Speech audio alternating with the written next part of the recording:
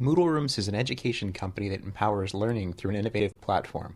Visit www.moodlerooms.com to learn more about our learning management solutions. Tell me in your school district how you're using your stimulus money to leverage reform.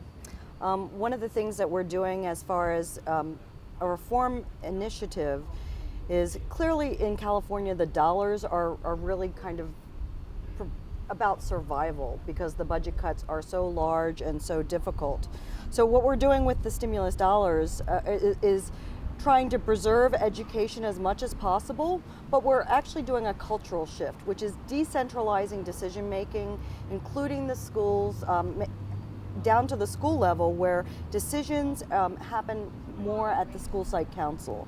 So in this crisis, we think it's important for the parents to be involved in the discussion as far as saying, you know, making a choice of saying that counselors need to be added back or a teacher needs to be preserved, that their voice is heard in this. So that's going to happen, but it's also not going to happen just as a dialogue. It's going to be tied to data. I think it's important first for school districts to realize that the stimulus money is one-time money. So they need to use the money to think about what they want a school to look like for all children to succeed.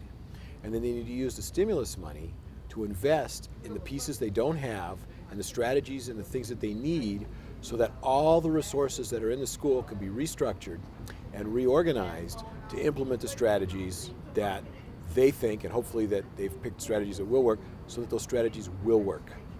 One of the things that we're also doing in terms of providing more time is we're partnering with community school providers to create more after-school programs in our schools. Right now we have 150 community schools. Our goal is to try to expand that at scale and be targeted, focusing on children at risk. In terms of teacher supports, we're looking at teacher induction programs. We have some regions of the city where our retention rate is very low, and we're trying to increase that significantly, and we're having some success in some areas working with the New Teachers Project as well as Teach for America.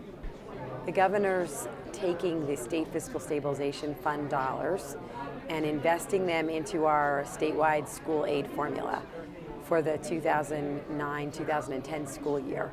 It's a new school aid formula that provides a weighted per pupil amount based on the needs of the child. So children who are at risk because of poverty or children who are English language learners receive additional resources through the formula. And it's the best means for us to ensure that we're equitably distributing the dollars to the children most at risk throughout the state.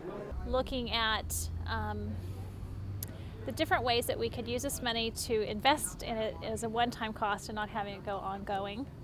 Medical therapy units, there's a lot of different things. But Title I, we're looking at, what are the needs of our students?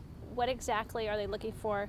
As a county office, we have a lot of neglected and delinquent students, and so they need a lot of intervention help, and so we're looking at what can we do to really supplement those services they're providing and using it to keep our classrooms at a manageable size so they're getting one-on-one instruction. We're going to infuse the dollars into our human capital because we're always concerned with the funding cliff in 2 years or 3 years. The dollars will be gone, so you want to invest them where you get the maximum return for your children in your schools.